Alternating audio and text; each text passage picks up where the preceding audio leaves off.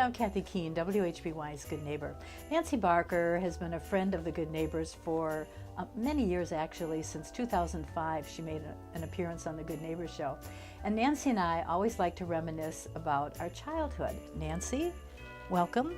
It's good to see you. Merry Christmas. We're going to talk about one of the things that you always, when we do a Christmas show every year, you always bring in the horse bells. Mm-hmm. And these are, what did you say, 1936? From 1936, well, that's about when that my old? folks bought the farm, what they had, and the horse bells, the horses and the bells came along with it. So how long they were before 1936, I can't say. Okay, explain how these bells are used on the horses.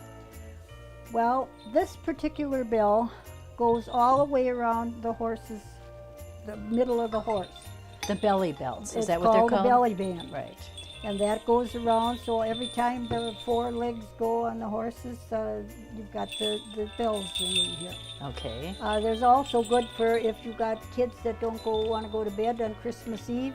My husband used to take the clothesline pole, if you remember clothesline poles. Yes. That held the clotheslines up, and he would go up towards their bedroom and ring the bells, and they thought Santa Claus was there already.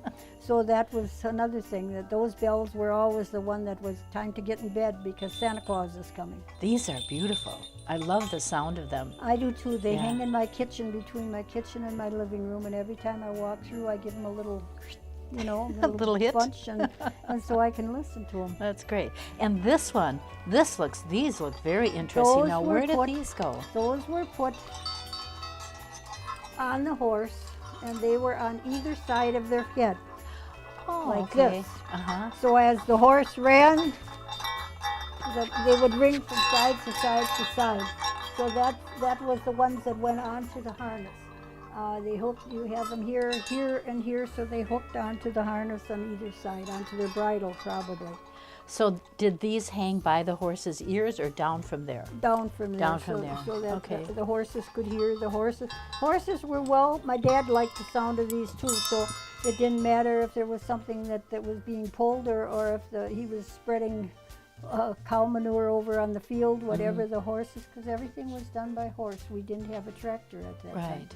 Nancy, let's talk about some of the sleighs that your dad had when you were a kid growing up. How did he use them, and what kind of fun did you have riding on them? There was one sleigh that really wasn't a sleigh, it was a sled that he made out of wood and all sorts of things. And that was, the barn was quite a distance from the milk house. In those days the milk was in cans and then put in a big tank to be cooled till it was picked up the next day. He would have this big sleigh, and I still have it. It sits on my front porch. I was an only child, so I could take whatever I wanted. So I have the big wooden sleigh, and then you would pull the milk cans down to what was considered the milk house, where there was a big metal tank full of water, and you put the milk cans in there, and then the milk would stay cool till the next day, till the milk truck came and picked up the milk. When I was a child, my dad would pick a day each winter when I would pick to invite classmates from St. Mary's, Menasha on a sleigh ride. The horses had a band of bells around their bellies and big bells on either sides of their heads. Memories are made of days like this. After riding around and around for a while, an hour or more, and we were more excited than if we spent a day at Disneyland. My mother always had hot chocolate and cookies for us in the house. We immediately went to the barn. There were lots of kittens to pet, and lots of my friends had never seen a cow up close and personal, so there was always a lot of screaming and screeching and laughing. The cows were probably glad when the day was done and the day was over. Thank you for joining us for Christmas Memories with Nancy Barker.